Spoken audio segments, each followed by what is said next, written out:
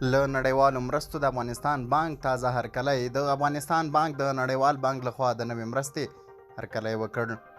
په سلامونه مو هرکلی کوم. د طالبانو په مشرۍ د افغانستان بانک د افغانستان د بیا رغونې د مدیریت صندوق او د نړیوال بانک د وروستیو مرستو هرکلی کوي.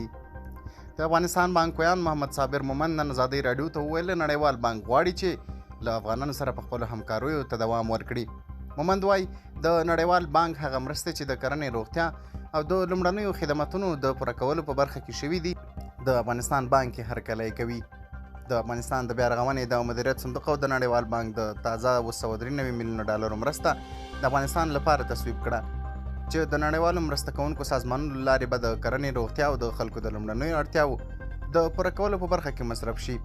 لومړی ځل نه دی چې نړیوال بانک د افغانستان سره دغه ډول مرستې کوي.